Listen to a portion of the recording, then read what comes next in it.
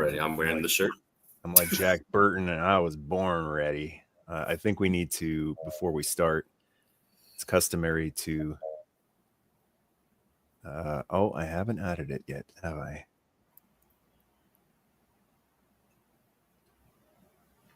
Do. Any second now. Seriously, keep him busy, Hans. Ladies and gentlemen, the excellence of elocution, Hans Chow. Hello, my baby. Hello, my honey. Your top hat. Where's your cane? Okay, here we go. We can go after I play this. All right. There we go. That's all that set up just for that. Mark's here. Boba Hicks in Ireland. Top of the morning. Top of the afternoon. Evening to you. April guy. Just want to kick it off by saying again, thanks Hans for joining me for this part of G.I.JOE Chapter 2, the 1983 figure walkthrough. And I want to plug your Instagram. It's instagram.com/Hans_Chow. Hans has some amazing artwork there. And you did some beautiful artwork for the Fortress Maximus Ultimate Hero video I did a while back. I did, yeah. And I might be more proud of that art than you are. Because I see it, and it hits the pork chop sandwiches button. Hits me right in the pork chop sandwiches button. That character is very special to me, and you got what he represents in art form to me. Walk on, turn around, and obliterate who is pestering you and can't take a hint. So beautiful. Thank you again for doing that for me. Thank you for featuring it. That little section with the sound edits that you did was probably one of my favorite things I've seen. I was like, oh. Should do the rock thing with the chill. Yeah. How does he do that every time? Do you think he can goose flesh his skin on command? I think he dipped his hand in cold water before he came out. Oh, so it's not a genuine reaction. Because how could it be a genuine? It might be. I'd like to think it is, but how can it be after 20, 30 years of wrestling? And maybe he's just that passionate. Even though you might be a big sports star and stuff like that, the number of times you're in a stadium where you're watching, 500,000 people are watching you, you probably can still count very shortly. So getting used to it might never really be a thing. Yeah. Also, there's always that anxiety caused by will my performance be good? So if he is a performer, maybe he naturally gets the goosebumps. Maybe. That's true. I've also heard, before we get to 3DJoes, you may possibly, I didn't check with you before we went live, but started a something with a P, starts with a P. Is that something you want to talk about? Sure, I'll talk about it a bit. I started a Patreon. Patreon. Yes, I did start a Patreon. I wasn't sure if you were like, no, keep it small, secret, no. Keep it safe. Well, it started kind of strange. I've always wanted to do one, but I didn't know what to do. So my wife was like, just do all the things you usually do. And I was like, yeah, but it's boring. She's like, for you, it's boring, but people might find it quite cool. So I said, all right, no problem. So I started a Patreon with a bunch of dramatic readings of audiobooks and such, as well as my art. I'm also doing my graphic novel there. There's a free option. I just want people to come and be able to enjoy the thing. If you want to be a patron of mine, I'm very happy to do that. I'll never say no. But at the same time, I'm more than happy for people just to come and just enjoy some reading and enjoy some tutorials and stuff for free. Because once again, I think that humanity side, that human side of us is it's getting lost in the rush. So my Patreon is a very slow place, and it's more for education. So this week the videos will be going up, and the art will be going up on Wednesday, and I think that's going to become kind of the soft deadline for things. So if you want to come in, you subscribe, as I said, for free, and enjoy the time, because it's good company. There are a lot of families there. It's got to be family friendly straight through. So expect a few children's books. There's one up already. And so thanks for that. I don't know, man. It's My 40s now. I need to get that creative stuff out. Yeah. Well, I joined the moment I found out you had one, and I love it. It inspires me. Your audiobooks are liquid marmalade.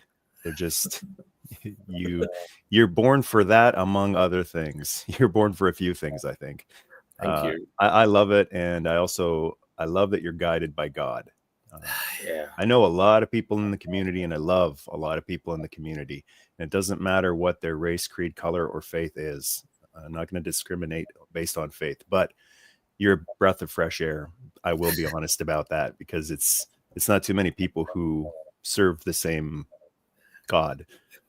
So it is an inspiration, and it's a breath of fresh air for me to see someone who is not motivated by growing their brand, but rather how can I bring glory to God? It's kind of funny. Every can I borrow the stream for 1 minute? So Yeah. last year we were attempting to do a very big business transaction. So my wife and we'd saved money for about 15 years, and I worked 3 jobs to reach that position. And we're finally there and ready to jump off the cliff. And there was one thing we were hell bent on investing in, and the things just were not lining up at all. But we powered through, and we powered through, and we powered through. And then finally, we were ready to sign the stuff. And the day we were supposed to sign the stuff, the other person who was supposed to sign with us, they died. Oh. So the whole thing fell apart, and we were devastated. And we were just like, well, what have we done? Blah, blah, blah. And my wife and I were just like, just pray about it. This happened for a reason. Don't be upset because give it to God. Give it to God. And then, it's really actually empowering to say to yourself, I can't handle it, but I know someone who can. So in February, we didn't stop. And in February, another opportunity arose. It was more affordable. And the business deal, instead of taking months, it took 2 weeks.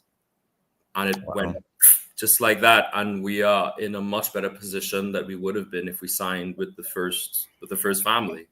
And my wife and I are just like, look at that. Look at that. And we were panicking. What for? What a waste. Yeah. You know, and it's just, I mean, it's human nature. We're not perfect, and we'll always panic and worry and stress and stuff. But experience is experience. And I live and breathe today by the grace and mercy of God, which is why I use that name. It's real. It's the experience that I've had in my life.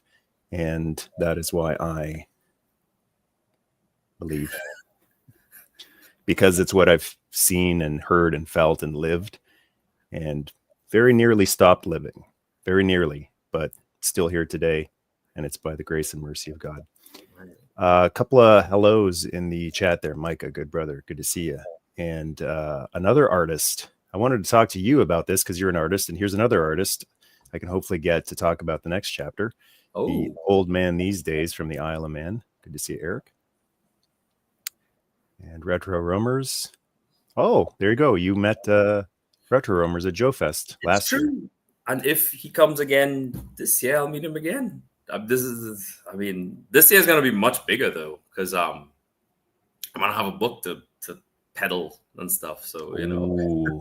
And speaking of books, okay, that's quite the intro we've done. I've got the original Renegade version of this, the unlicensed art of G.I. Joe, and then Carson actually did the licensed version of this. So before we get to the book, I want to present, stop screen. I want to just give a heads up to people that the book is available at theartofgijoe.com. So when you go to the website, and it's in the description, it's in the comments. Oh, it's not in the comments yet. I'll put it in after, but it's in the description there. Theartofgijoe.com. Let me put it in the. I'm here too. Let me put it in the live chat right now. So there it is. And if you want the book, you just click on the book, add it to the cart, and here's the promo code that you can use to get $10 off. So I don't know how long this promo code will be good for, but it's FB10. Saw it on his Facebook. You just go over to add coupon code, put in FB10, apply. You get $10 off. It's $140. Now, I get when people go, because I went, when I bought this thing, when I put the money down for the Kickstarter, I went, that's a lot of money. No, it's not. No, it's not. So the Earl Norem storybooks go for like $10, $15, $20 for like 4 pages. Well, 15 pages. So that's $150 if you really think about the math. Here's the book right there. Switching to how are we going to do this now? Just like that. There you go. That. Yeah. How about we do that? Let me get rid of the stuff on the screen there. They don't have to see it. We're not as pretty as the book. I love how simple StreamYard is, but sometimes when you're live, it just takes a second to go through all these settings and shut this stuff down. There we go. Okay. Let's get rid of that. All right. Perfect. This is perfect. So a word of warning, first of all, when you're going through this book, don't just go through it like a regular book. Get a thick book.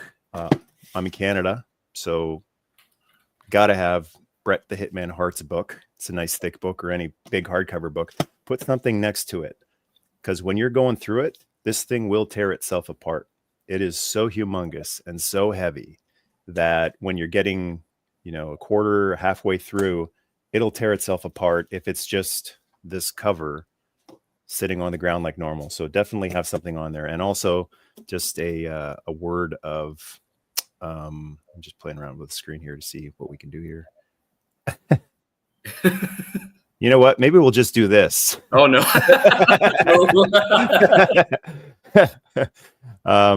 Yeah, we'll go full screen. So another word of warning. This thing is heavy, man. You said you were going to try to pick it up at Joe Fest.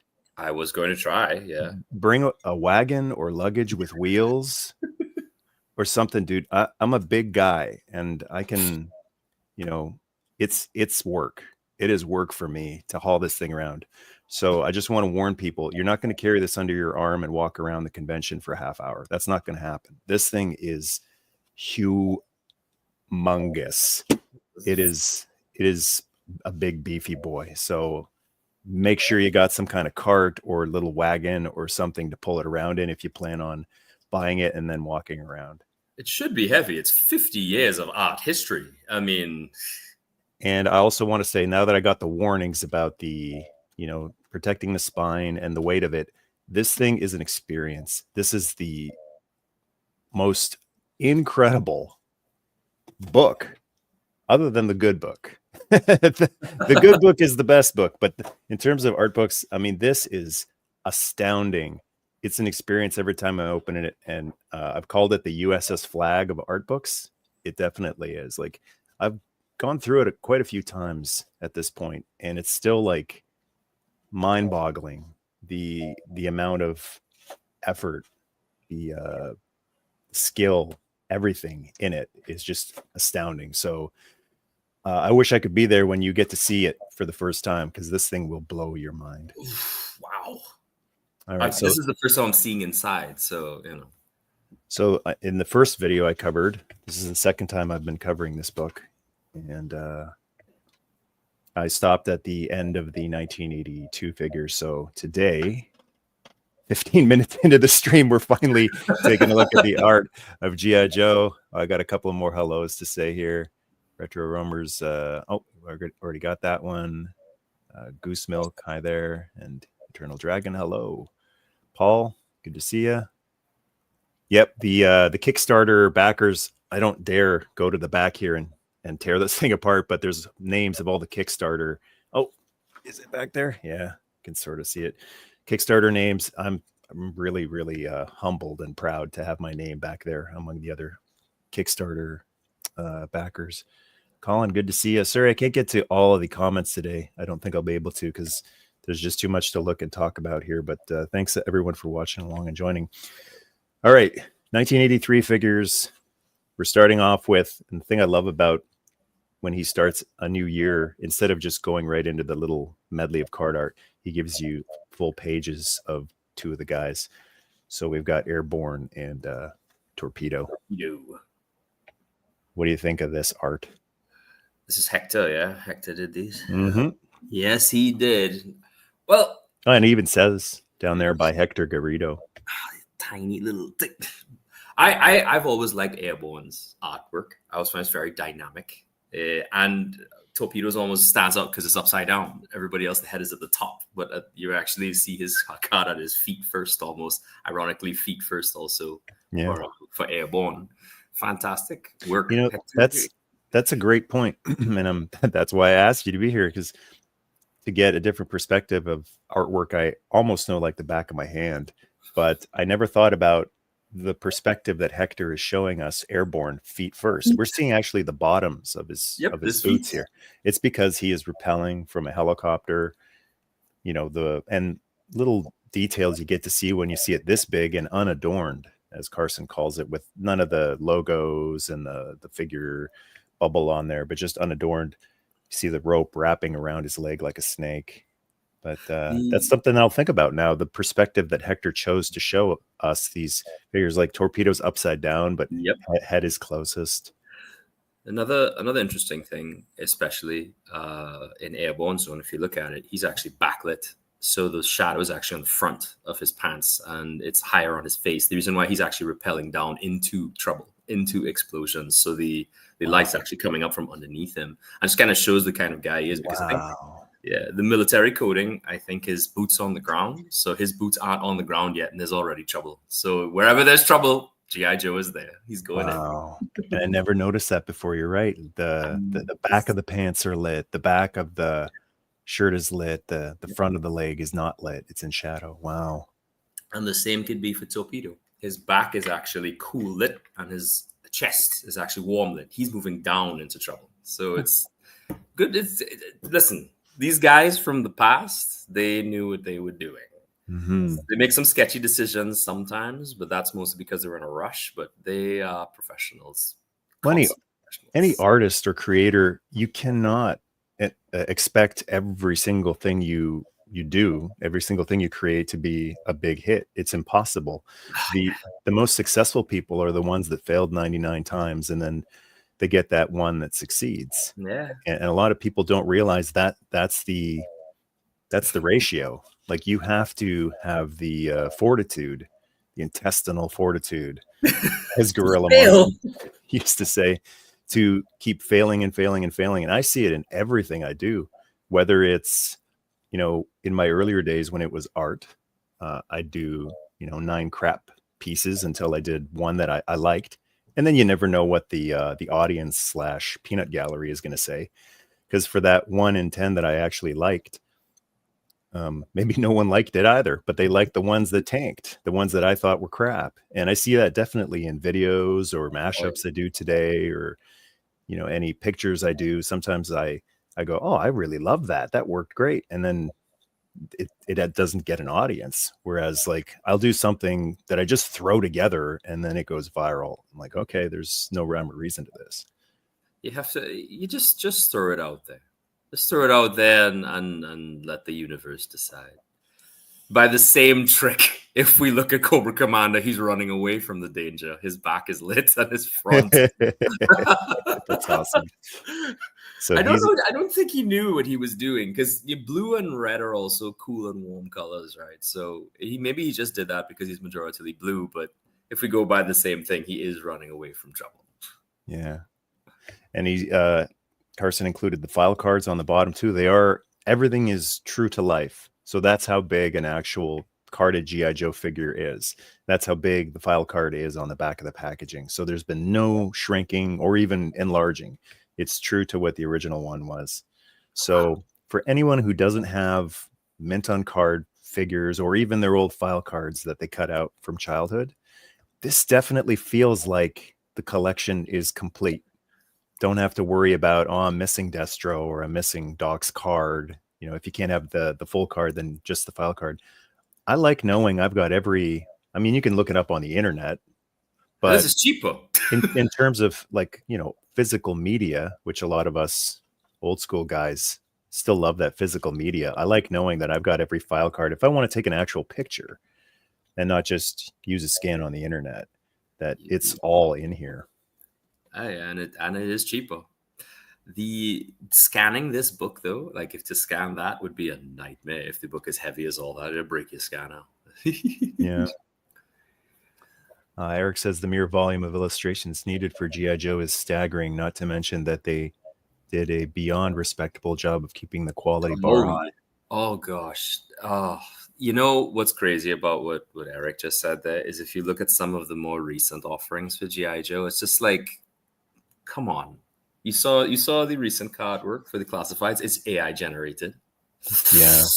I thought there was something off about it. It's AI. Don't do that. Please. It lacks the soul. It lacks the soul. Well, it also lacks basic human proportion. I say, please go and look at it just for the spectacle of it, please. Mm-hmm. You know, I'm probably making a lot of people sick and tired of constantly bringing it up, but I do bring it up because it's becoming, I think, more and more coming to light with AI. I think the more that AI becomes prevalent, the more you'll see the proof and existence of the human soul, and you see a person's soul poured into this stuff, even if it was a paid job for Hector and then Doug Hart later on, and whoever else does toy art. But artists put their heart and soul. I've dabbled. I'm by no means as prolific as yourself, but I've dabbled, and I know that when I would do this, I would pour not just concentration, but my love into this stuff. AI, no matter how good it gets, will never love. And that's why that's the difference I think you're seeing. You're seeing the difference between soul and silicone. Oh, yeah. Doug, I met Doug last year, actually.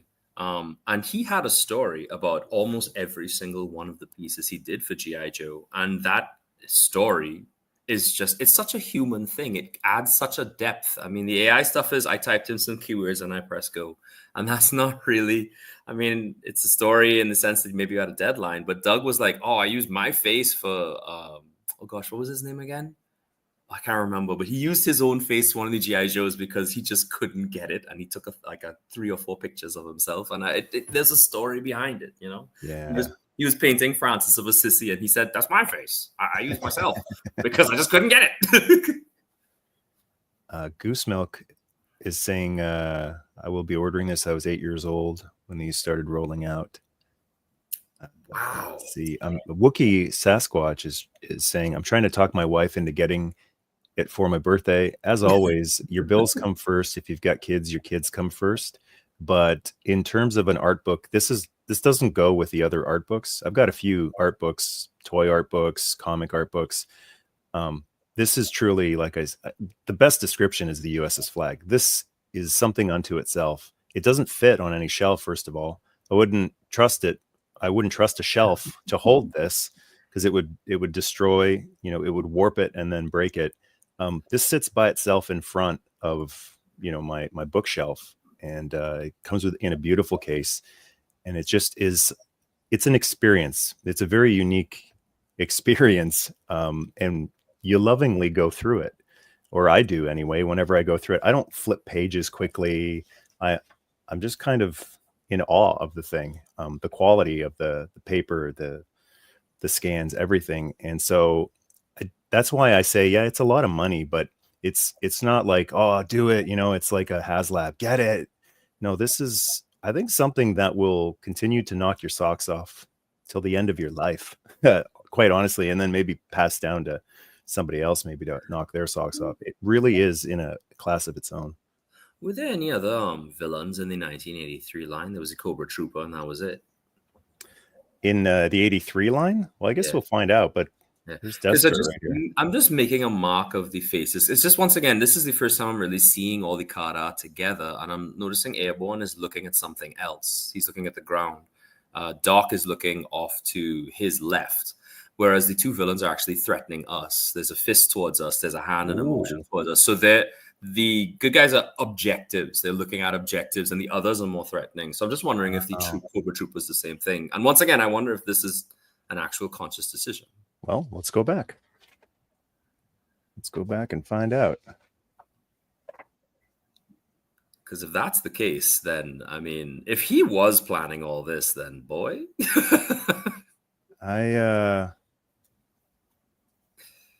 was planning on doing this for about an hour today, but well, you know what? We can always rush. Seen it, done it, been there. Next. Where's that Cobra? I was pretty sure there was a Cobra Trooper in the first year. We passed by the officer and the trooper. I could have sworn we saw them. Did we? Oh, there they are. They are looking at us. They are looking at us. They are threatening us. They're you know why? Flint shipwreck. Joe's in disguise. So there we go. Destro, nice big beefy boy. I mean, just with the musculature of the guy. One of the coolest looking, probably the most muscular Joe up to that point. We'll see Gung-Ho in a second, see if he's more beefy than Destro. And the weirdest Scottish accent you'll ever hear. Yeah, it's kind of like the Scottish accent that Christopher Lambert used in Highlander. I'm from lots of different places. which works for the character, right? Because he is. Oh, yeah. He lived in France for a while and Scotland for a while. But there was another comment from Eric I wanted to read. That book looks like it's worth every penny. I have a big fan. Created art books for He-Man and Transformers, and they are obviously labors of love and huge. Yeah, I've got the He-Man and Transformers art book. This is like 10 times what those are. Those are beautiful. This is 10 times that. It's those books, the He-Man and Transformers books, are the closest thing that I've seen to this. But this is, it's the difference between the tactical battle platform and the USS Flag. Is exactly what we're talking about here. More art here. So there's Gung-Ho. Yeah, not quite as beefy as Destro. It's all the haggis that the Scottish eat. They make them bigger, Yeah, and that can't happen anymore. The Marine emblem on his chest. Apparently, you have to pay licensing rights to use that now. So anyway, whatever. They do as they do. I forgot to mention, this is an officially licensed art book. So I showed you the Renegade version earlier on, right? The unofficial. This is, and not that it was illegal or anything, it just wasn't licensed. But this is licensed by Hasbro. So they took a look at it and went, wow, yeah, you can put our name on it. Is the Renegade one lighter? Because it's smaller. Yeah, it's separate volumes. So that might have been a little with really beautiful foil covers, but just to give you an idea of the difference in size. Yeah. And then the paper quality is definitely better in the omnibus. So I mean, I grabbed one of the last volumes here, but yeah, I can grab one of the earlier ones. I think the individual art is yeah. So you only get like one figure per page. Yeah. So it is small, way smaller. And no card, file card. Right. But and you won't be able to tell with the camera, especially I don't know what StreamYard is doing to the stream here. But the colors, the quality, the sharpness is all better on the omnibus. It's great in the Renegade version. I hope that doesn't stick. I just came up with that on the Renegade version. The hollow foil cover version. It's the Renegade version. But yeah, this looks better than the originals, quite honestly. We got the Gyrene here shooting his grenade launcher. Major Blood. With probably one of my favorite file cards. Major Blood? They're talking about his poetry and how crap it is. Let's take a look here. Oh, I don't know. It's Major Blood. Major Blood writes poetry badly. Hey, who doesn't? I mean, hey. G.I.JOE is a heartless one. I'm a soldier for hire like a pawn shop gun. My ruthless taxes keep you on your toes because I fight them all, whether friends or foes. From the Attica Gazette. Yeah. You know what I said earlier about, I got to be able to do 99 things badly until you get that one that you did well. Well, that applies to poetry. Of course. But Of all the things he could be, that adds a lot of personality to the man, right? I think it was Yep. G.I.JOE Berg actually wrote some poetry in their Blood in the Water play motion. It's like, was it two went into that craggy nook? Which one came out? No one knew, or something like that. And it was actually a pretty good ode to the character. Because a lot of people forget that he is a terrible poet, you know? Well, that's in the eye of the beholder, I guess, or in the ear of the beholder. Funny you say I, because he's only got one. Yeah, it's in the singular eye of the beholder. Snow Job, one of my favorites. Definitely grabbed him the first time I saw him at Highway Market in Kitchener, Ontario. And great pose there. How do you convey, without showing snow? I guess he could have done a snow hill, but it's rare that Garrido would show environment, a piece of the environment with, like, he doesn't show any water here with Torpedo. So how do you convey? You just have him doing a ski jump, basically. And that is the iconic laser rifle. That's Yes. the one that everybody uses. That's where it came from. From the cartoon. Yep. He's from Vermont. Rutland, Vermont. Rutland, Vermont. And I learned so much about the States because we didn't cover a lot of American history or American geography in school. So I learned all about like capital cities and prominent cities from these file cards when I was growing up. Hawaii and the majors from Sydney, Australia. And you can learn a little bit about the town they're from or the country if they're international. They're from these file cards as well. I was an uneducated mongrel of a child. I used to get a toy and be like, toy! And I always kept the cards, but for the artwork on the front, I didn't realize they were file cards until I was about 8 or 9. It was not a good scene. Not one of my finer moments, but I'm glad I kept them. Goodness. Yeah. Goose Milk, second favorite character, now a firefighter. G.I. Joe had 2 influences in my life. God bless you and protect you, sir. Yeah, boy. That's not easy work. No. Tripwire gets a page of his own. It's because he's a klutz and they were worried about him screwing things up for everyone else. I'm not sure if he's actually a klutz on his file card. So sometimes I think he is, isn't he? Sometimes there's differences between the show and the. Yeah, he is a klutz. Okay, so they did carry that over. His first appearance in the comics was with CoverGirl. CoverGirl's Wolverine blowing up a bunch of his tank dummies, and he used landmines to blow up the rest. And I remember he tripped on the first page he appeared. He tripped, and it was. I love that about him, though. That's good. He's terrible at everything, but excellent at one thing. You know. So he's aptly named Tripwire. Trying to get this thing back into focus. And no gun, because he doesn't need it. Yeah. Lord knows he would shoot someone else by accident. So. Well, he has mines, though. He could throw them like Frisbees. Would you trust him? Worst game of Frisbee ever. Yeah. Another nice thing about this book is it's not just straight up card art and file cards like the hollow foil, the foil covers one was, but little glimpses of like that's what the back of the cards looked like, and some behind the scenes stuff as well. It really is an informative making of book instead of just art. Some of the mail away slips, mail away for Duke. Duke was available in 83, but not in stores. He was a mail away in 83, and then he hit the shelves or the pegs in 84, and then the Manta. And then we get Duke every other week now. Yeah.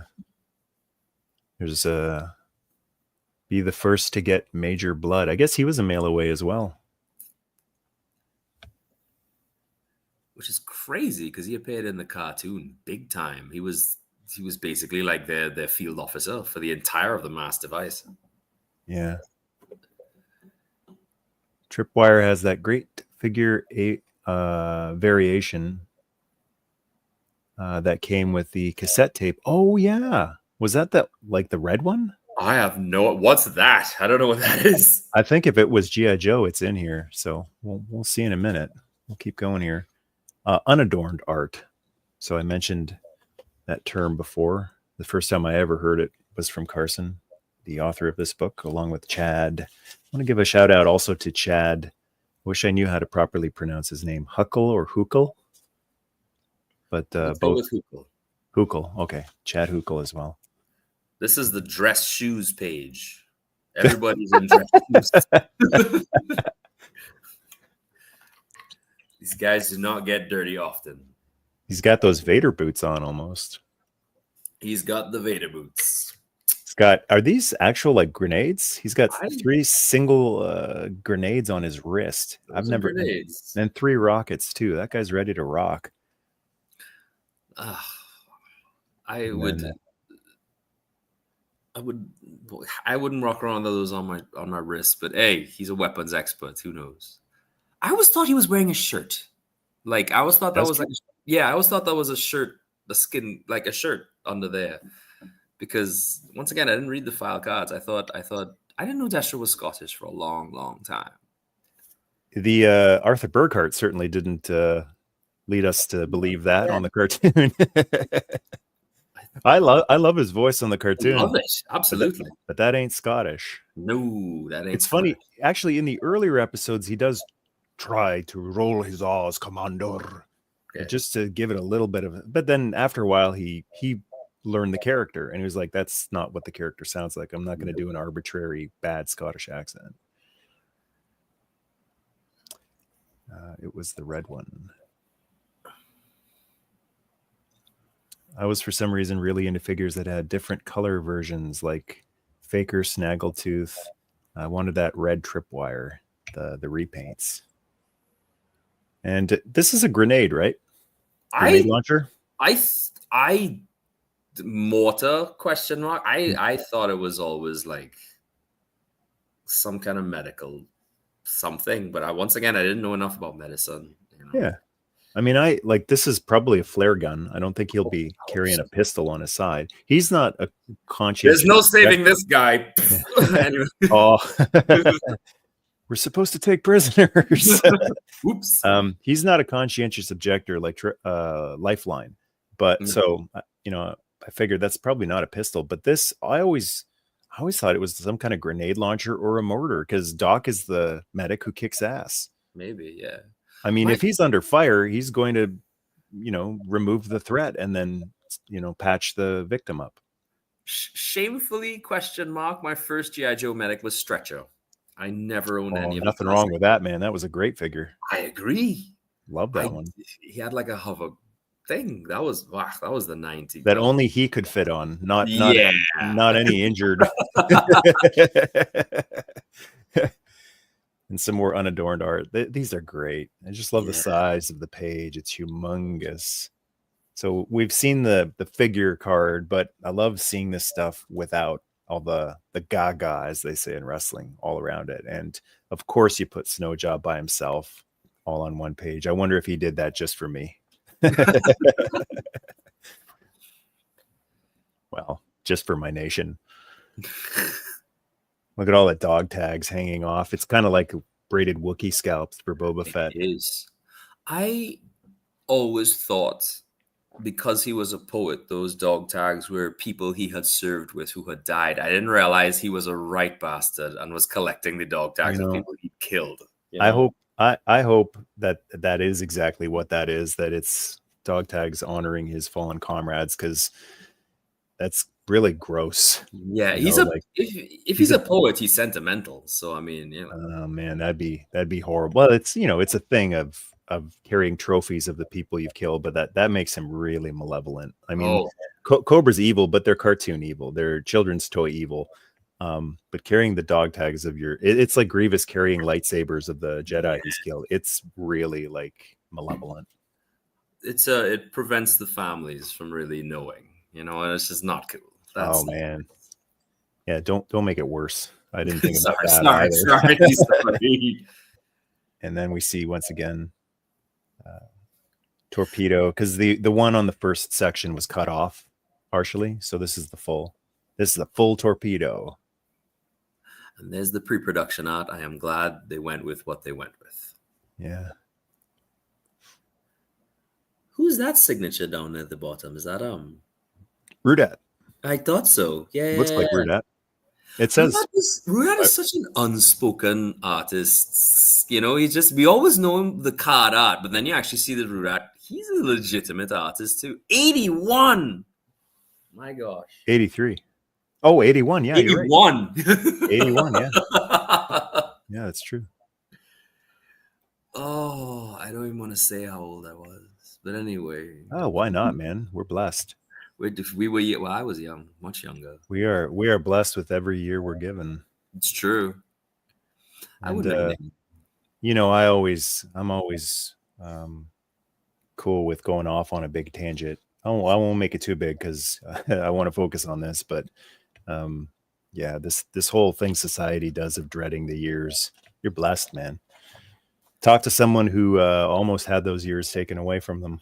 Right. That'll put things in perspective for you. Go talk to a soldier who is missing a limb, right. and tell him how you're dreading getting older. You know, that'll put things in perspective. Are these this is Mass Device stuff? Are these VHS covers? What are these? Collecting cartoon art. Lovely. But these are, what are these? I recognize the scenes, but this one right here says first animated made for TV miniseries. Press. Oh, it's press art. By Doug Wildley. Nice. Yeah. That's also Doug Wildley. For a while there, Carson didn't know who did some of this stuff. And maybe there's still some things that it's not known who did it. But he has gone through hellfire and brimstone to try to find out who did everything. So, you know, the Joe fans, I think, have also helped him out, you know, because you never know when someone will say, hey, my uncle did that. And that's it. Something that wasn't known for 30 years is suddenly known because somebody remembers their uncle or dad or somebody. Yeah. Whoa. I don't know if I can. That is some. I can't zoom with this webcam. But yeah, I was just looking at that. I was like, oof. That is not a good looking anything. I mean, for a cartoon in motion, it's fine, but to still frame it. Yeah. Scarlett ended up looking a little better on the cartoon than that. Yeah. Who's that? Is that Hawk or Grunt? I'm gonna go ahead and say they probably thought that was Duke. Because if this is the cartoon stuff, then that's probably supposed to be Duke. Yeah. 5 cliff hanging up half hours. Sunbow. You know what? It wasn't intentional, but I wonder if the text I use on my videos, you know, when you see like review or whatever Transformer name, I might use this color, like, because mine is also yellow to red, orangey gradient. It might be because of the Sunbow logo. Just kind of subconsciously, I felt like those colors went together in a gradient. A lot of these things are built into us and our subconscious because of how we grew up and what we grew up with, and we probably don't notice half of it until we're older. Like just now, as I said, it's like I use these colors. I wonder why. Because Sunbow was responsible for probably some of the, you know, happiest moments in my childhood. You know, it's like crazy. Yeah, this is built in. Eric's got a question. If anyone in the chat can help out, can someone confirm, was Gung-Ho the first action figure to have a tattoo? I am nowhere near the level of expertise to say that might be the case, because certainly no one in 1982, unless Snake Eyes, Rambo, or but I mean visible. LJN WWF Superstars weren't out, I think, until 84, and I don't think any of them had a tattoo. I know Billy Jack Haynes had tattoos, but that was later, like 86 or 87. Any Star Wars no Shipwreck was 85. He had a tattoo of an anchor on his arm. Yeah, Eric, you might be right. Yeah, unless, because Star Wars, does it even count though? That might be the first one. Certainly one that was such a prominent part of his character. Oh boy. Okay, we've got flip open parts here. Here we go. So that you get these little symbols here that tell you that the page will actually flip open. So I actually thought the page was coming out. I was like, "Ooh, you weren't serious. You were serious about that spine." No. So we've got them planting the flag here, and then you can open it up, And dun dun dun dun. Where's that? I wish I was quicker with this, but it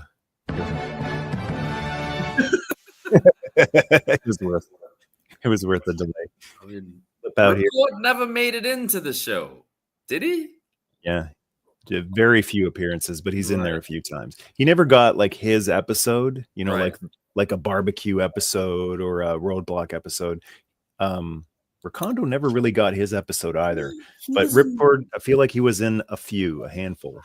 I remember Recondo had a big part to play in Pyramid of Darkness or Cobra's Revenge. One of those. I remember he was actually like leading the team against the jungle unit. Yeah, that was the one time I remember him really standing out. Yeah, you're right.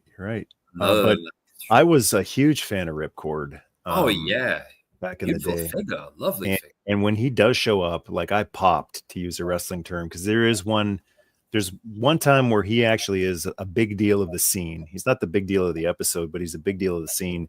And he parachutes into something solid looking. And they're like, "What are you doing?" But he has a feeling it's not real. It's an illusion hologram. So he just goes right through it. Yeah. So that was cool that they incorporated his, because what are you going to do with a paratrooper, you know, in jungle fights or in the Arctic?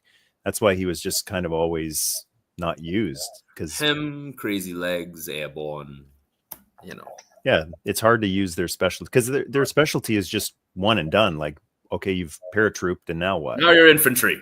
Now you're infantry, exactly. But that one scene where he actually jumps out of whatever it was, a Sky Striker, and parachutes through, and no one else would have done that. Ripcord's the only guy on the team who would have dared do that.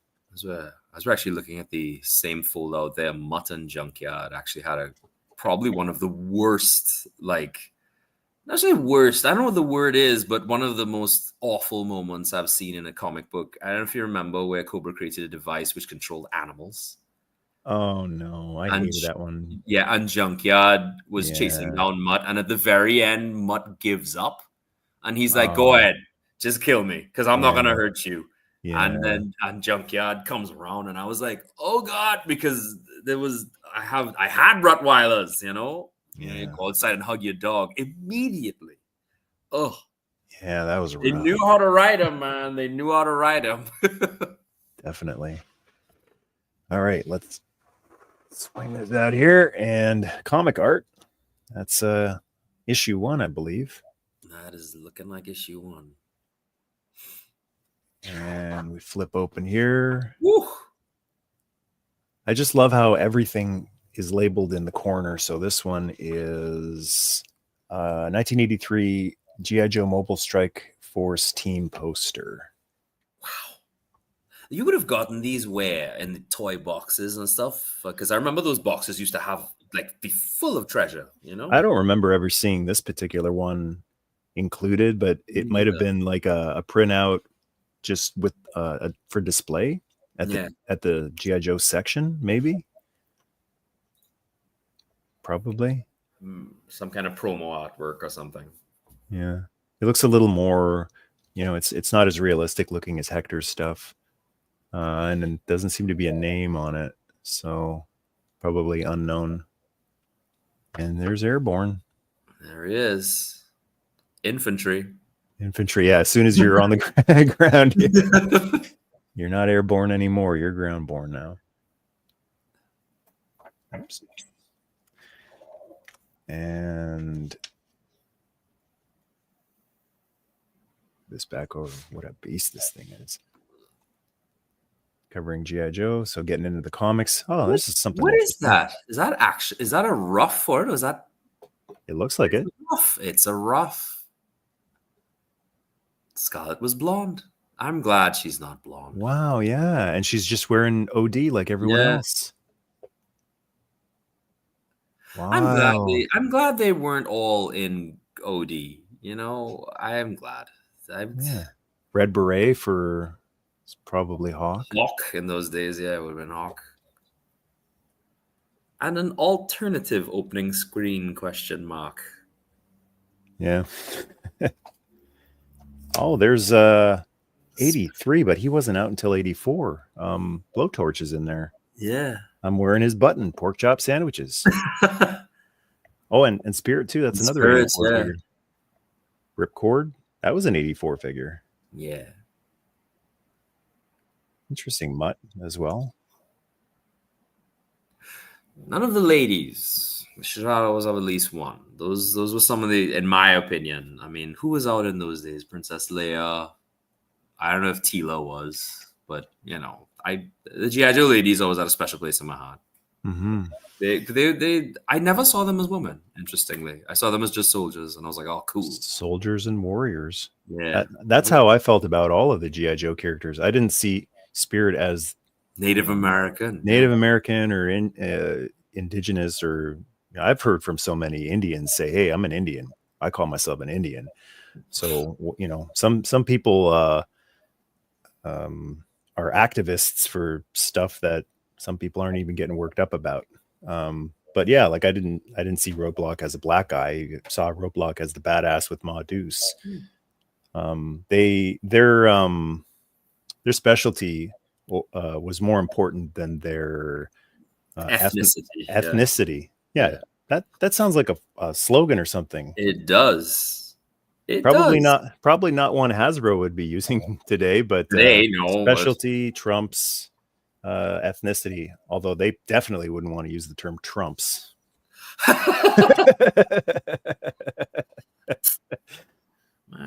people are a little sensitive about that term these days. G.I. Joe is a military line. That kind of moves automatically into, you know. Yeah. Jake is here. Have a great lunch. Thanks for joining us for a bit. Sorry I missed your messages there, Jake. Another Patreon tribe. Good brother. Let's see. I find it interesting that the first G.I. Joe comics used the mission selection system used in the Mask cartoon. Oh, yeah, that's right. That's right.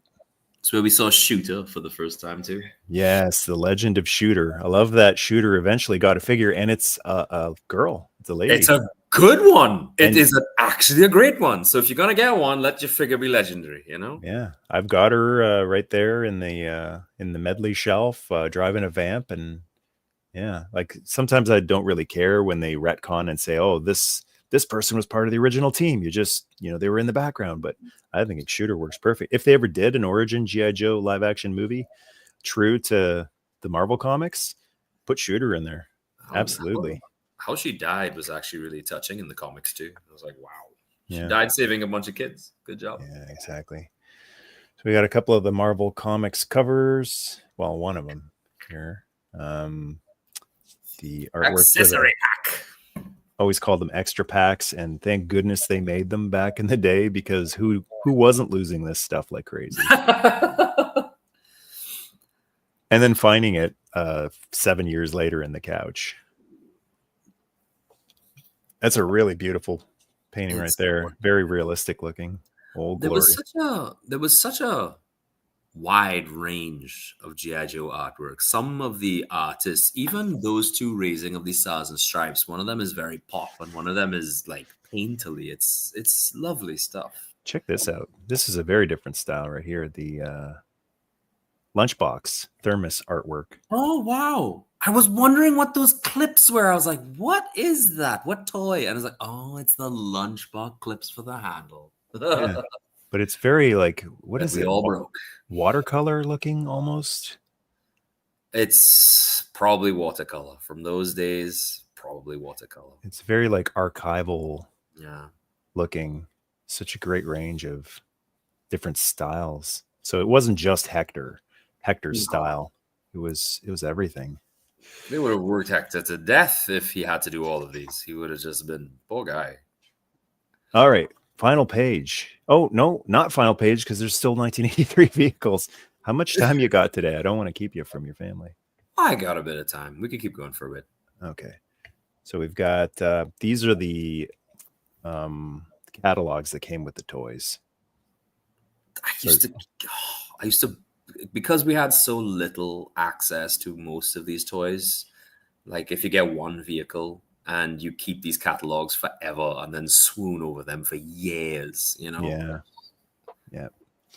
So it's not just artwork. It's also, it's another nice thing to have those old catalogs that we used to look at and use the checklist. And wish list, and hopefully mom or dad or grandma or grandpa will get it for Christmas. And they used to give you the little, I don't know what you would call them, but they were like little mission slips, and they would be also with the order forms as well as, like, Cobra's doing. I remember the one that sticks on my head is the incredible growing Cobras, and was it the incredible shrinking Joes? It was like a mission, and of course you had to use your flag points and buy whatever with cash or money. But I remember it used to add like a depth to the play almost, because it used the figures. I love that stuff.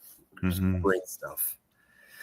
So we're going to look at some mechanical stuff. So Hector wasn't just great at painting people, but vehicles as well as like fictional, non-existent vehicles. And there's the Fang. You could not pay me to fly one of those. Wow. There's like no seatbelt. There's nothing. No, he's dead. He stands up too quick when he lands and he's gone. Well, maybe not dead. Maybe he's got a parachute like underneath here, because they jump out and then the parachute opens up, right? You jump out into the blade. He times it so that see, they're smart. Destro's smart. He times it so that the ejection is precisely in between the blades. That'd be a really funny like Robot Chicken or Funny or Die skit of like yeah. Uh-oh. Whoops. Why didn't anyone think of this? But yeah, it is pretty insane. The APC, Armored Personnel Carrier. Was that vehicle available at retail? I only ever saw it as an order vehicle. I think so. I never bought it, but I'm pretty sure it was. I only ever saw that it was. Then again, it must have been, because that would have been all over the place, mail away, exclusive APC, maybe in some regions, but in Canada and the US, I think it was just a regular vehicle. I just looked over at the comments, Star Wars Survivalist. He times it, ...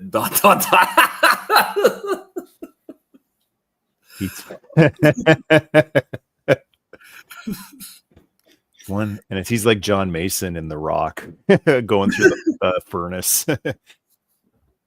Tronzoid, hello there. I never had a Fang, but I got a Fang too. Dual sets of rotors were off to the side. Yeah, they learned, I guess, for Fang. Way more survivable. They learned. And the snake armor. Hey, Mr. Quake. Good to see you. Let's go a little closer on that. That was really cool. The snake armor. Yeah. I didn't know that was available. I thought I just saw it in mass devices. Wow, they should turn that into a toy. But I just, once again, because of where I was, I didn't know it was a toy until G.I.JOE, The Rise of Cobra, when they did the black snake armor toy. And I was like, oh, wow, they finally made it into a toy. And someone looked at me like, are you insane? This has been out since 1980, whatever. And I was like, no. And then that's when I realized I knew nothing about G.I.JOE. Yeah. And that's been recolored so many times. Black, red, blue. They've gotten a lot of use out of that. But it's cool that it can be its own little like robot, or you can stick a figure in there too to be like armor to wear. And they knew it was the bomb because they just re-released it for Classified, or they will be releasing it. And it's way bigger. It's a hefty boy. Check out the background. I know, right? Yes. It's the Fang. It's like blueprints. It's the Fang. APC. It's like imagery from the blueprints used but very subtle. Yeah. A lot of cool subtleties. That was one of the really cool things about being a Kickstarter backer for this project, is he would put up polls or ask questions. What do you guys want to see for stuff like the background? So one of the questions was, what do you want to see for the background here? And this is the one that won the vote, to go from black to red, which is what they used on the back of vehicle boxes. Yeah. From black to red. The other choices were like the white with blue gridding that the blueprints had, or just white, I think, was another option. And I'm glad that one won, because it's really pretty. As this is so comprehensive, are the tech readouts in here too? Let's find out. Oh my. one of the best and still made Cobra vehicles and iconic of all time. His tank. It's true. I never owned a vintage one. I only ever got the retro one, but I'm very happy with it. If that's what I got as a child, I'd have been just as happy. Great. Look at this snake in the grass right in the back. With his hair dryer. Shoot the one on the left. On his hip instead of on his back, the hair dryer. Yeah. Of course he's on the back. Color me a rookie. What does 788 mean again? I have no idea. Okay, good. I thought that was... I remember now. It's a reference to Hooded Cobra Commander 788. That's right. Check out his YouTube channel. We miss you, Hoodie. If it was Serpentor, he'd be standing right on the front of the thing. Oh yeah. But Cobra Commander, back where it's safe. And then this thing, the Viper Glider. I was lucky enough to borrow one of these some years back and do a review on it. Little foam glider. Those things are really rare. Those things must be dust. Like you touch it and it becomes. The one I had was actually in fantastic shape. Lightning Lou. He really, my buddy Lightning Lou, he took really good care of all his toys, and it was in astounding shape.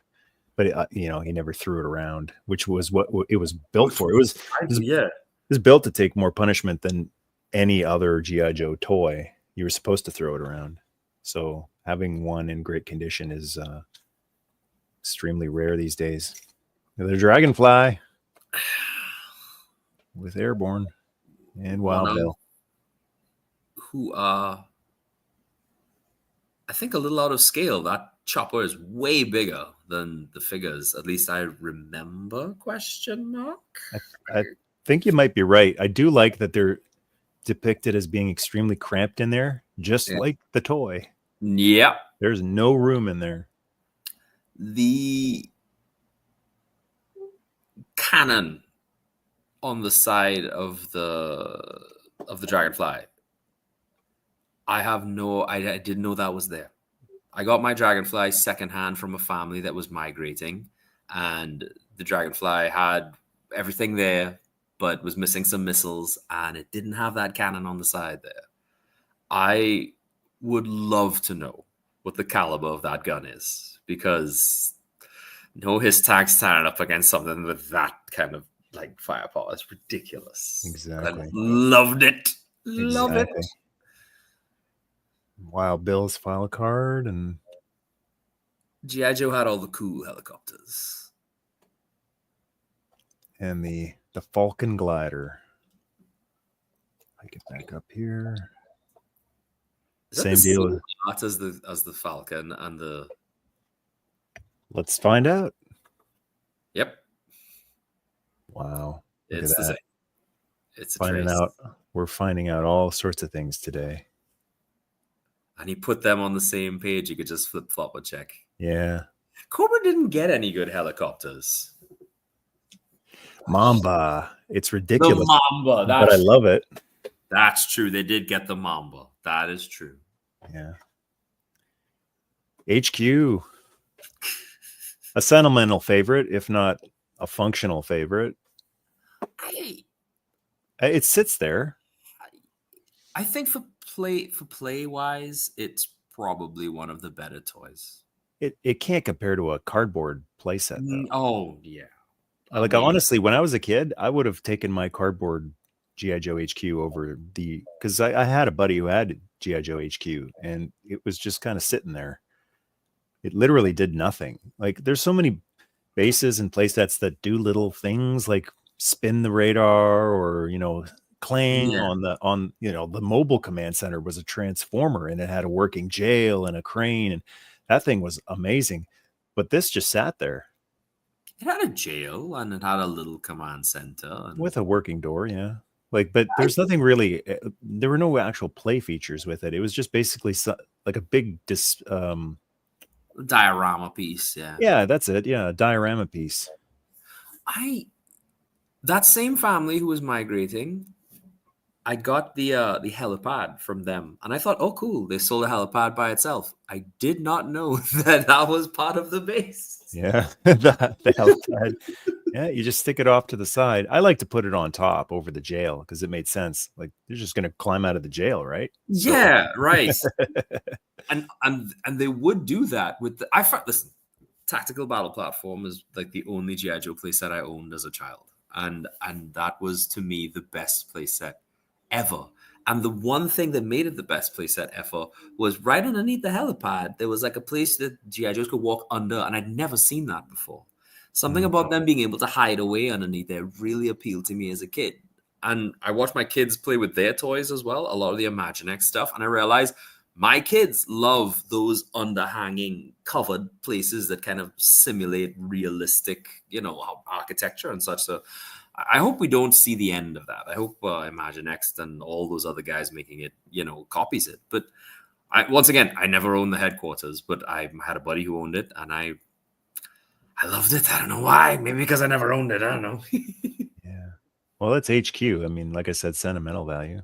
Yeah. Shannon remembers getting the Mamba. Still love it. And I always wanted it, and I finally got it as an adult, and I still love it. Shannon brings up a play feature this did have. I forgot that the bays had those raising things, so you could launch the figures and catapult. Yeah.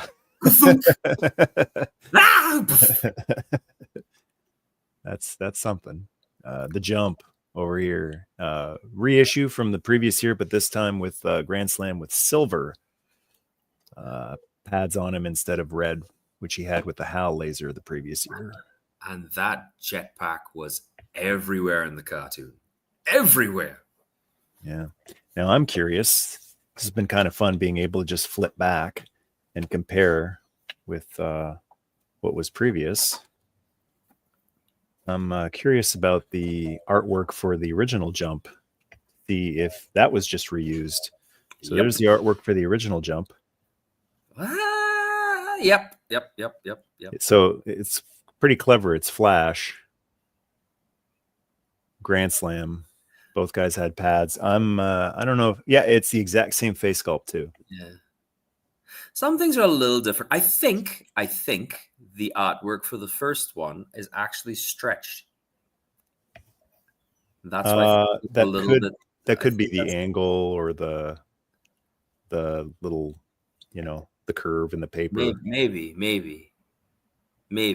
But it looks they're pretty similar. It's pretty close. But once again, the artist was the same guy, so I don't think it was a swipe, No, not at all. And you can't blame him too, because it's amazing what he was able to do in probably very short amount of time. We need 37 pieces of art in the next 4 months. Yesterday. Oh, please. Yeah, I know. As a Snow Joe, I never really cared for the Polar Battle Bear.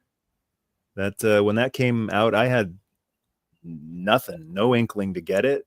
It was the Snowcat for me all the way. The moment I saw the Snowcat, I had to have that. But I never had a Polar Battle Bear growing up and never really cared. I didn't like.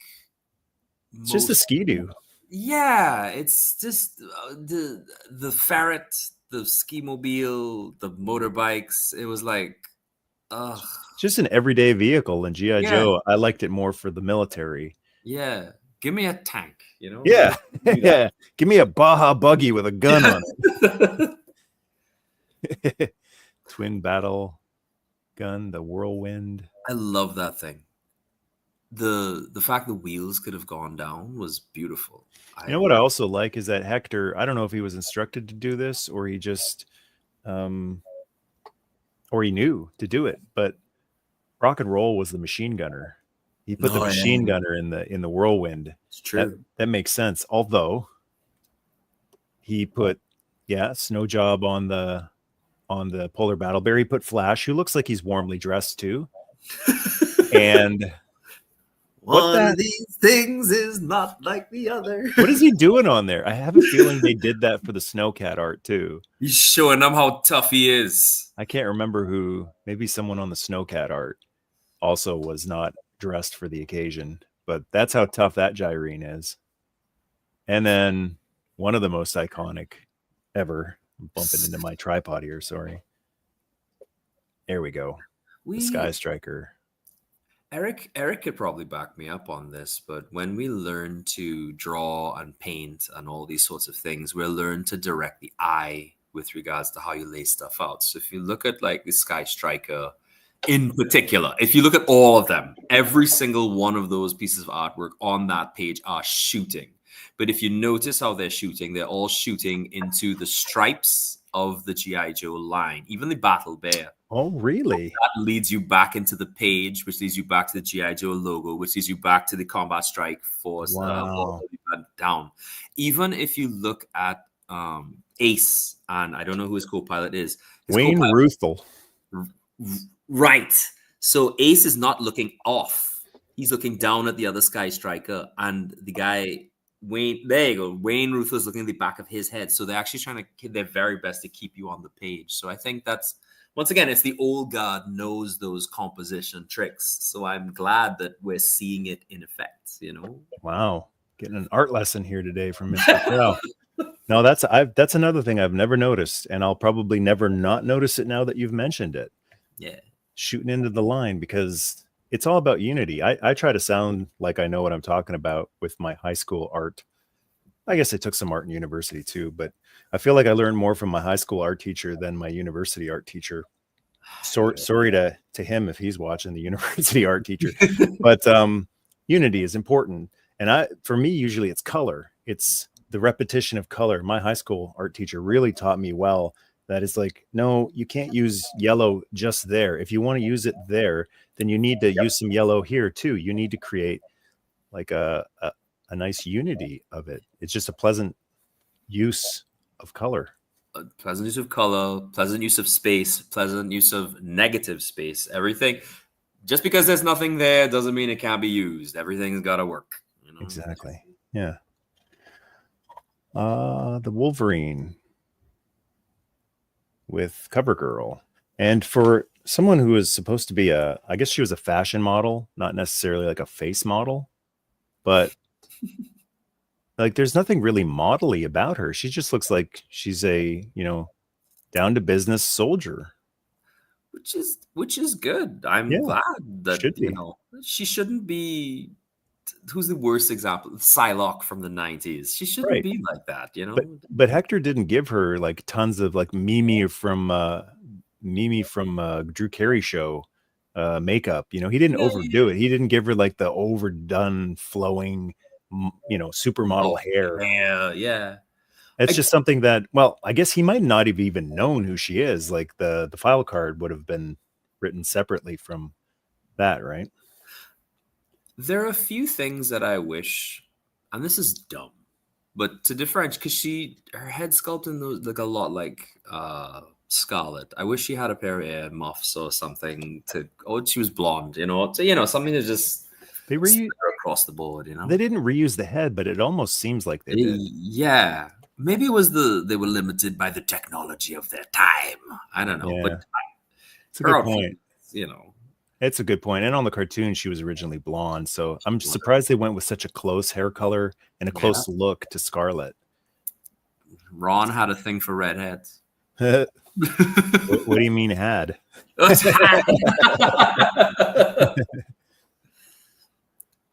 thought the pack rats were also mail order. I've never seen them on the shelves before. Never. I probably did, but just didn't pay attention, didn't care. You want to hear something kind of creepy, and I'm gonna just, maybe it's not creepy, but I suspect, and this is really unfortunate, and it wasn't drawn to my attention until I was listening to a Japanese artist talk about it, a guy named Homari. He said, because he's a right-hander, he draws all his stuff facing from left to right, nothing from right to left, and everything so far, with the exception of the fang, I think has been left to right. So I'm wondering to myself if Hector was a right-hander. Could be. Shannon says CoverGirl was a hand model. Okay, so that explains why she's not all done up with makeup. I think he's joking, but You never know. You never know anymore. And again, like you said, they're all shooting at that G.I. Joe logo, at the lines, every single one of them. The Wolverine as well. I suspect these cover arts, these examples of box art that we have here aren't complete, because that missile on the missile launcher one is cut off. Are there unadorned examples of these later, or these are? We'll find out. Oh, on our next episode of yeah. Because a talented artist wouldn't cut those off. I feel that is commercial. Cut them off. It needs to fit the box. Yeah, I'm sure if there's an unadorned version, he wouldn't cut anything off.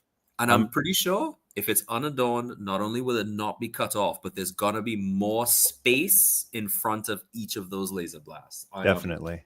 Yeah, I'm sure that just the packaging people, the marketing department. Her hand's probably pretty rough from being a mechanic. Yeah. Cover girl, the hand model. There's some unadorned art. Yeah. And there's that Fang that's going in the opposite direction that Everybody you mentioned. Else the other way. I wonder why that is. There has to be a story behind that. Most people are right-handed, and it just feels like, I don't know, go that way. I don't know. The you read that way, right? Exactly. Yeah. G.I.JOE. So read that way. We write that way. And these guys, the bad guys. So if anything's going to go in the wrong direction, it's them. It's something to keep an eye on for the rest of these. There's full unadorned of the whirlwind. Look at the amount of negative space around that. That's actually properly framed. And as I said, these guys, that the cover guys, the box guys, they had to cut these things down. Yeah. Oh, that must have been brutal for some of them. Like heartbreaking to chop some of it off. There's a story of Frank Frazetta. He did a piece for a Jungle Girl or whatever, and Frank Frazetta loves to draw women nude. And so, of course, the movie poster he did had a nude woman on it, and they had some guy in the actual movie company paint over the girl's things with like a loincloth or whatever. And Frank got really mad because the guy did a really garbage job. And he was like, they should have just told me. It would have taken me like 3 minutes. I could have done it. So anytime anybody these guys were real artists. They were trained and they had like pizzazz and respect for the craft, Yeah. So it would have been horrible for some of these guys to watch their art get butchered. Here's some art from a guy I wasn't familiar with. Bart, it says right up here, Bart Doe. Even got a picture of Bart Doe, and he did the art for the Tycho, the train set. So it's very different style from Hector's style. It looks more kind of pastel or watercolor, probably pastel. He drew the child playing with it. Yeah. That's not something you see often. It's kind of crazy. You got terrorists shooting at a train and the kid with a big smile on his face. Whee! Yeah, the world used to be more fun, even with tense situations. Used to be more fun. Things didn't get overthought as much, I think. Yeah. People thought about what they had to think about, and the things they didn't have to think about, they just left it. Didn't worry about it. They didn't worry about it. Yeah. Optimus Prime is a G.I. Joe. Oh, cool. Yeah. Big unadorned. Is that the same artist, Joe? Yeah, I believe it is. It says down here, Bart Doe. There it is. Good stuff. These Doe. guys were so talented. And they didn't fudge don't get me wrong. Eric is probably screaming at me right now, but most of the illustrations didn't fudge the perspective that much. But, they used to cheat it just a little bit, but not enough that it would be weird. I could hear Eric shouting at me already because some of the others cheated the perspective bad, but yeah. America. Yes, I am Canadian, but I love my neighbors. God bless America too. So you know what? Since that whole tariff thing and 51st state thing happened, some people are like, "Oh, how are you gonna feel when you're the 51st state?" I'm like, just don't buy into that crap. It's clear that a lot of people they're trying to rope people into just a stupid, arbitrary, like booing the American national anthem. They just booed the American national anthem at that WWE pay-per-view event in Toronto. Really? Don't do that. Just don't do Yeah. that. That's got nothing to do with it. Don't disrespect the American national anthem just because a bunch of politicians are telling you, okay, this week you're supposed to hate your neighbors. Don't let anybody tell you what to think. Yeah, just be better, do better. Yeah. Yeah. I had some friends come down. Thank you very much. I had some friends come down from the States. They're Trinidadians, so they came down to play Carnival because that silence you hear right now is because everybody's playing Carnival, but I don't buy into it. So they were talking about American politics. I got bored about 5 minutes in. I was like, yeah, I want to get pizza because, like, come on, man. It's just, yeah. Oh, boy. Oh, it's my boy. It's Earl. Earl, the legend Norem. It's my boy, Earl. Yeah. I have no idea. What is that? That's the video game for Atari. No, not that. The thing next to it with the cardboard. What is that? Wood burning and project set? Wow, I didn't know that was a thing. Of course it was. They should have had a picture of a child burning his house down with a big smile.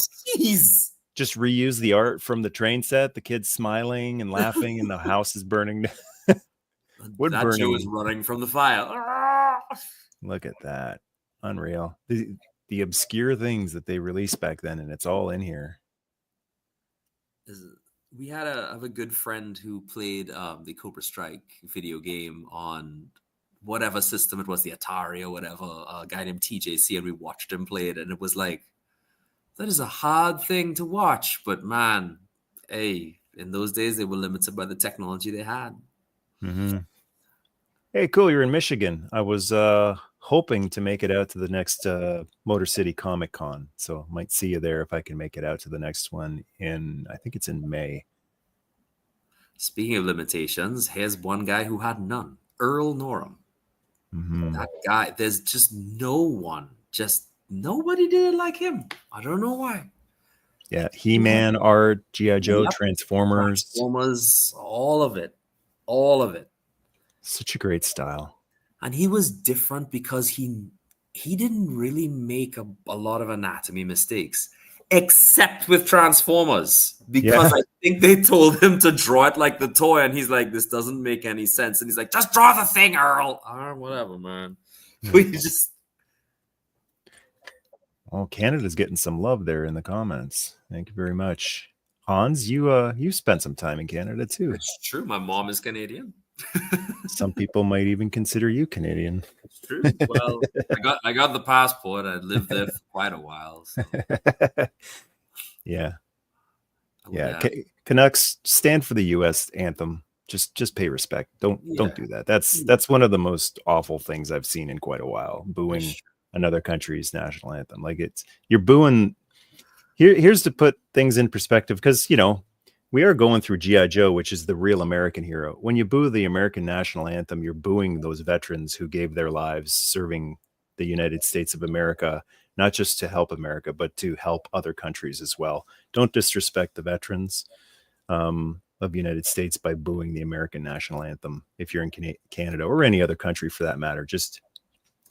I was saying during the wrestling stream I did with the guys, there's got to be some things that you don't cross the line. Like some things need to be sacred in life. And I think the national anthem is something. Like if you got a problem with a country, okay, you got a problem with a country and its people, but leave the national anthem alone. It represents a lot more than just those politicians that are making you upset.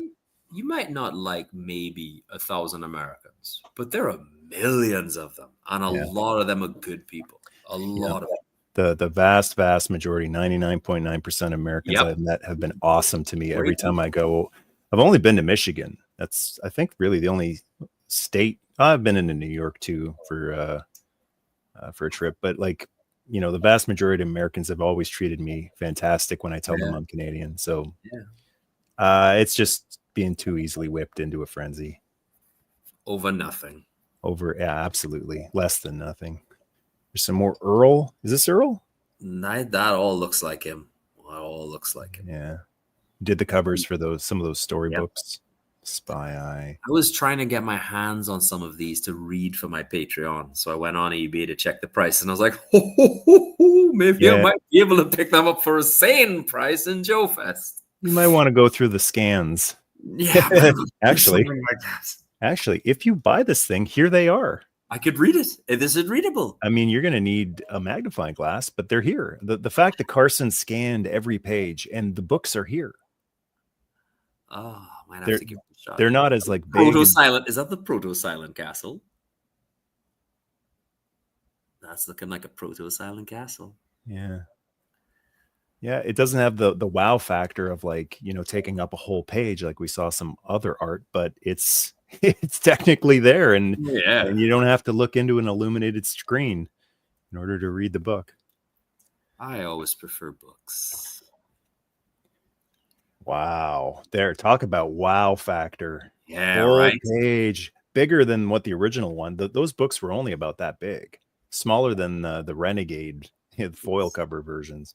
Interestingly, it's sorry, I keep pointing this stuff out. It's yellow background. Everybody else is in green. The only colors that stand out are the robot in his bright blue. And it's amazing how everything points at the robot, even the lines on the ceiling. So it's just this fantastic composition. These, as I said, there's an artistry to these things, and we're losing a lot of it because a lot of artists don't learn their basics. But Earl was one of those guys who knew his stuff. Even the bloody Hal is pointing at the robot, you know? Oh, yeah.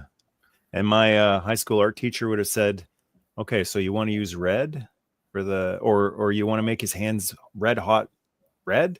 Well, then you can't make the logo white. Why don't you make the logo red so that got a little bit of that balance? There's balance. My dog agrees. You tell him, puppy. Oh boy. And that's a big missile. That is a big missile. The one thing I don't like here is the same thing I liked everywhere else, is that Snake Eyes, and I guess it's an explosion. So there's another type. So if you draw a line straight through Hawk in the front and you draw lines out from there, it's actually kind of a plume you're looking at, and that's another design aspect. Oh yeah, it is. Yeah, it's coming out from him. Yeah. Well, it's also considered to be what's it called again? A triangle. So it's one of those two. So it's a very strong footing, which is the ground underneath them. And there's actually a reverse one where if you turn the image upside down, I can't do that right now. No, not this one. But if you draw something and the triangle's upside down, it looks unstable. So it's and some sketches. Tiny artwork, still better than some of my stuff. I'm sure Earl, when he did his stuff, he looked at it and went, nowhere near my heroes stuff.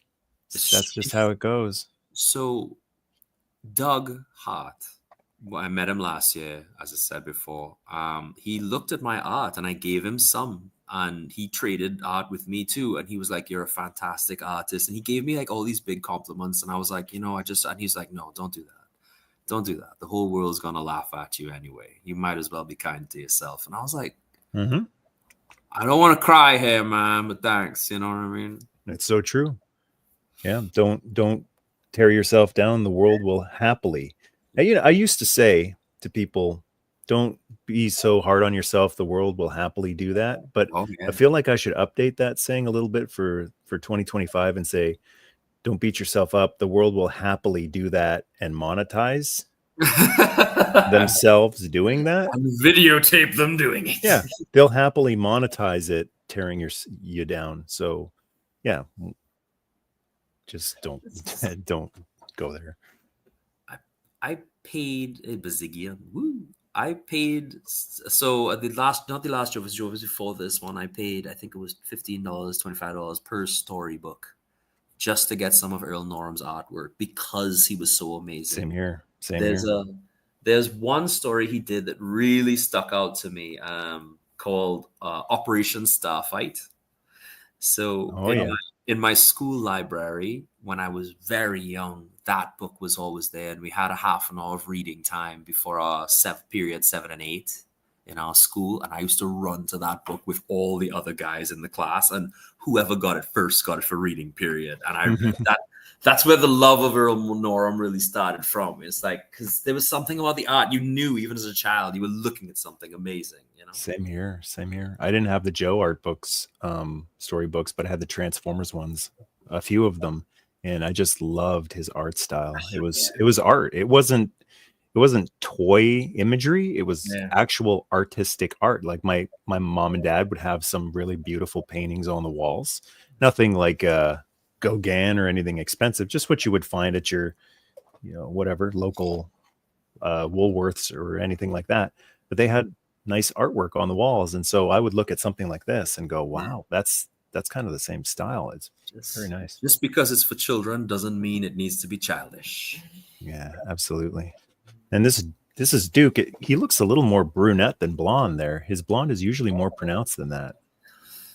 He went full blonde in Mass Device. It's Tiger Force Duke right there before he got the Tiger Force outfit.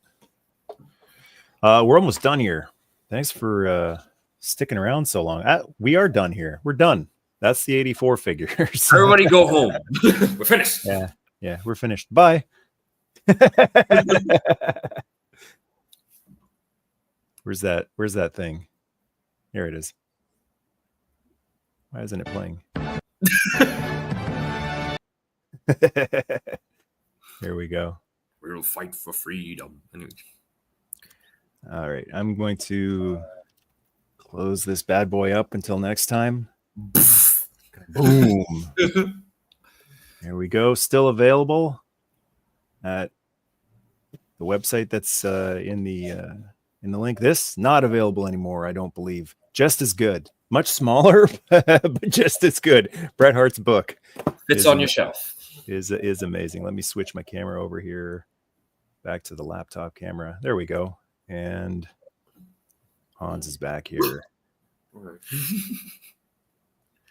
Let's get the names back up here and get that link graphic back up there. Give one more plug for, where is it? 3DJoes. Available at theartofgijoe.com. Use promo code FB10 to get $10 off. What a fantastic journey back into the past. I mean, and you do the same thing with the Transformers art. You do the same thing with any of that. You see so much talent, so much skill, so much study, so much dedication, so much discipline. And I mean, I'm not saying that our current day artists are inferior, but just the next time you look at the modern day art, especially if it's good and it stands out to you, please just remember there's a lot of work that goes into those things. There's a lot of thought that goes into it. And if you want to do it too, it's actually not that hard, funny enough. The principles are very easy to remember. Practice, practice, practice. You can do it as well. Absolutely. I just want to address this. Is 3DJoes site yours, or are you just reviewing the book? I'm just reviewing the book. It's not my site. I don't get any money from it. I love it. Anything you see me talking about 3DJoes, the reason I talk about it the way I do is because I love it. This is a love stream, not a live stream. So that's it. Carson's a good dude. He's always been great with me, and he puts a lot of heart and soul into his stuff. So I just want to support what he does. He's been nothing but amazing in everything and every time I've met him. Absolutely. He's one of those guys who does not have time for bad feelings. Absolutely. So another thing I want to add on to what you were saying, when you do these things like this art and you put it out in front of the world, the old saying, everyone's a critic. Now that's an understatement. Everything in 2025 is like to the 1,000th power of how things used to be.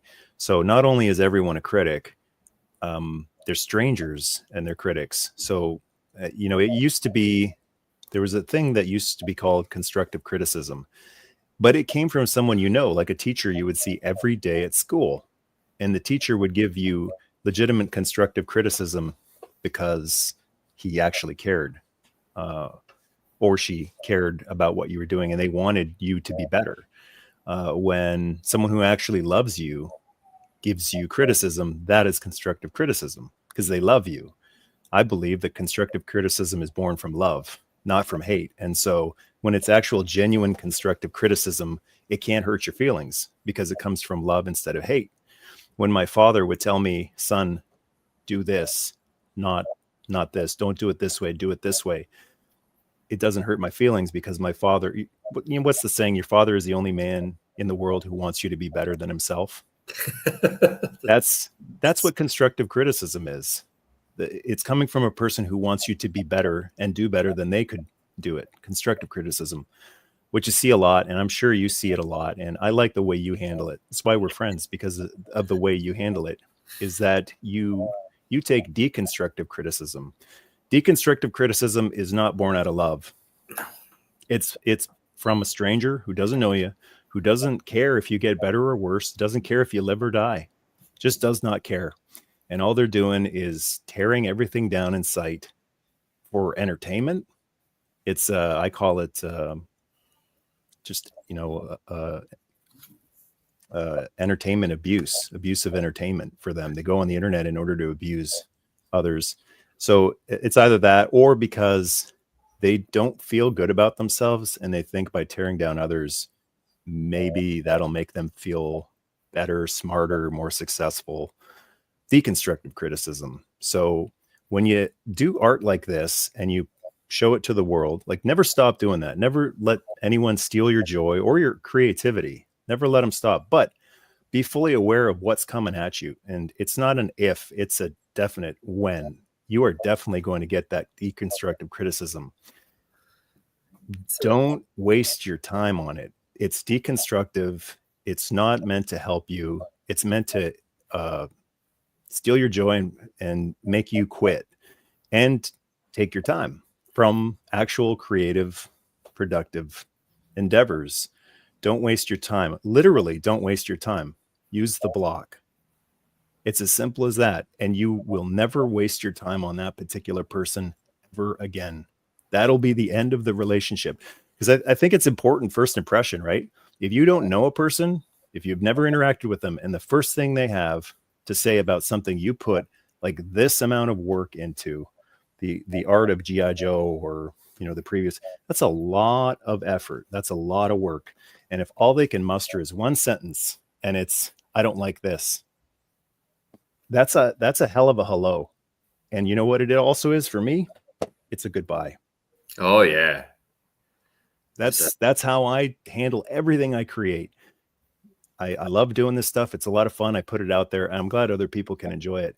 But when someone can look at something that took dozens of hours or hundreds of hours and all they can muster is, I don't like this, or even no, just N-O, no. That's hello, and it's also goodbye. You want to know something crazy? Somebody told me something really insulting Thursday gone. It was a student, because I'm a teacher. Congrats, we all know this now. I'm a teacher. He told me something that was very offensive, but I didn't blow up. But I went home and I was mad. And my son is 7 years old, because I was talking to my wife and I was telling him, oh, I'm going to damage this boy when I see him again. He'll be in detention forever. And then my son comes, because he was there, we were eating dinner, and he said, Daddy, you have to use the 3 gates. My son is 7. Sounded like Confucius. And I'm like, I was really mad, but I'm not going to yell at my kid. And I'm like, what's the 3 gates? And he said, well, when you tell him something, you have to walk through the 3 gates. And the first gate is it true? And the second gate, is it necessary? And the third gate, is it kind? His teacher taught him that. Wow. His teacher handed him that, and he handed that to me. And wow. I'm like, now I have to walk through the 3 gates with this boy. So it wasn't true, it probably wasn't necessary, and it definitely wasn't kind. So I have to go and tell the boy this now, and hopefully he learns. If not, after that, it's weapons free on him. But, 7-year-old teaches someone every day, boy. Out of the mouths of babes, right? Out of the mouths of children. Crazy. Absolutely. And there's things that I also ask myself silently. I don't feel the need to respond, reply, screen capture. I mean, there's money in that. That's a big reason I don't do it, because there's money in it. There is big money. I'm not denying that. There's big money in screen capturing abuse, recreational abuse. That was the term I was trying to remember. Recreational abuse. Whenever I see people screen capture something and they go, look at what someone said to me, what you've captured is a piece of recreational abuse. They did it because it's fun for them. And what do you think happens when you screen capture and share it? That's even more fun for them. Hey, this is wow. I might be even more attention. You're just feeding it. Now, what is not fun for them is ignoring them. That's actually painful for them. But one of the things I ask myself when I see something like that, instead of, how evil, how malevolent, what a jerk, I ask myself, I don't ask them, but I wonder to myself, are they in pain? Ugh. Usually, my answer to myself is yes, they appear to be in pain. And the saying, hurt people hurt people. Oh, yeah. So when you start expecting hurt people to hurt people, instead of the shock, what you get is it's a little better. It's still not ideal, but it's a little better. And I'd rather have, predictable, same old, rather than clutch my pearls or clutch my pork chop sandwiches. When you start to get in the habit of, hurt people are going to behave like that. You stop getting shocked, and it gets really easier to just move on and talk about the art of 3DJoes Omnibus Hardcover for 1 hour and 41 minutes instead of sitting on a live stream and worrying and complaining about this awful thing that someone said on the internet or even, at work. To your face. But once again, man, I don't think, it's the same statistic. 99.9% of people are normal, happy. They don't just want a normal life. It's our weird little 0.1% that don't let them ruin you. Yep, absolutely. And also got to stay prayed up. It's my strength doesn't come from here. It doesn't come from my heart or my pork chop sandwiches button. As much as I love it, sorry, Adam, my strength doesn't come from my pork chop sandwiches button. It comes from Jesus Christ, my Lord and Savior. And you talked about it earlier. Sometimes we just have to say to ourselves, it's too big for me. I can't handle it. You take it. And there's different ways you can say it. You can say it, please help me. I need your help. Or you can be angry and frustrated and just toss it. Get this out of here. Get this out of my face. You deal with it. But the bottom line is God always deals with it. It's true. Better than you can too. Absolutely. He's never let me down before. Hans, thank you so much. I can't say it enough. It's been a blast. Thanks so much for all of your insight and your knowledge and your wisdom and your elocution. I've been calling you the excellence of eloquation. Apparently the word is elocution. Yeah. Where did I get eloquation from? I must have heard it from someone on wrestling. And, I just thought it was a real word. Probably Scott Steiner and his math again, you know what I mean? Bless you. and bless you for never for correcting me. There's a 33 and a third % chance that was a real word. And oh well, what can you do? I'm just happy to be here. Glad to have you here. And folks, again, want to plug Hans's stuff, Instagram.com/Hans_Chow. Check his artwork out there. Give him a follow. He's a fantastic artist. He's a fantastic human being. He's also got a Patreon. It's patreon.com/Hans Chow Art. Probably. I'm going to look that up right now. Wait. Hans Chow's Art with an apostrophe, I think. I don't know. There you go. Well, you know what? I'm on your Patreon. I'm just going to go right now. And find out. Boom. Please stand by. We are living in the future now, yeah? You know?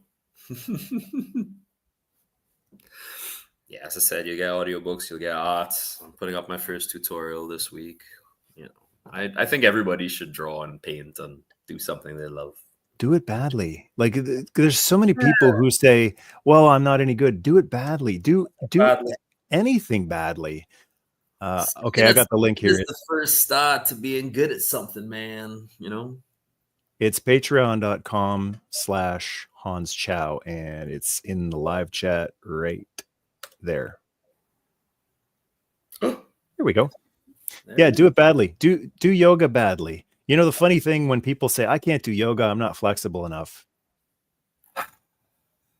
You'll get there. You got to start somewhere. You don't start with your foot behind your head on day one. You gotta draw badly, edit badly. You know, what's really flattering to me is how many people say they started their, like taking pictures of their toys outside or other situations, or tried to do a video because they saw my videos and liked my videos. And I'm really flattered when they start and then they stick with it and they get better. I just think, man, that's, if you really want to do something that I do or similar to what I do, then start badly and get better, because that's what it is. You don't just start doing good work, you improve over time. I remember before I started doing Armchair Directors, talking movies with Crandall, I couldn't, in my mind, I couldn't speak very well. I was very, I just felt like I couldn't do it, and he was great at it. So I felt like our first review, I was terrible in it. And when it was done, I was like, awesome. There's nowhere to go but up. Yeah. And, of course, if you don't do it frequently enough, you lose it. You got to use it or lose it. But that's what it's all about. Do it badly until you get better. This, actually, I know a guy, and he's gonna see this because I'm gonna send this to him. Stefan Roach, one of the best guitarists in this country. Look him up on Instagram. He just dropped his first video there. He is the best guitarist in this country. And he's like, I feel insecure. I feel this like, because a man with 30 something years of guitar experience. Just do it, Stefan. Do it. Do the thing. Start your Patreon. Do all those things. And do the thing. Fail. Do the thing, man. Fail gloriously. He and that's the thing. I don't think I've ever heard him fail on guitar. He's beautiful. Everyone's their own worst critic, though. Right? It's true. It is true. They're their own worst critic. Wookie Sasquatch says, I really respect that you aren't worried about talking about the Bible and giving credit to God. More people need to bring this nation back under God. I just subscribed to your channel. Hey, man, appreciate that. Thank you. And things change as the years go by and as you get older and as things happen in the world. And I saw a great quote that I shared on my Instagram stories a few days ago. It said, you cannot walk with Jesus and walk with the world. They're going in different directions. You have to walk with one or the other. And don't get me wrong. I really, really appreciate the subscribers and the followers and the likes, but I would take 0 followers and Christ over 1 million followers and no Christ, no God, no faith. It's a no-brainer for me. So I think more people need to, and he just became a new member. Thank you very much. Appreciate that. I think more people need to be unabashed about their faith, regardless of what it is, their beliefs, their passion, and stop worrying about the consequences that it'll impact your social media following, because all you're doing is you're going to attract the people who should be in your life, or God will send them to you, and you're going to repel the people who really shouldn't be in your life. I've seen a lot of people with big followings and they feel empty and they're miserable. Explain it, right? More isn't more sometimes.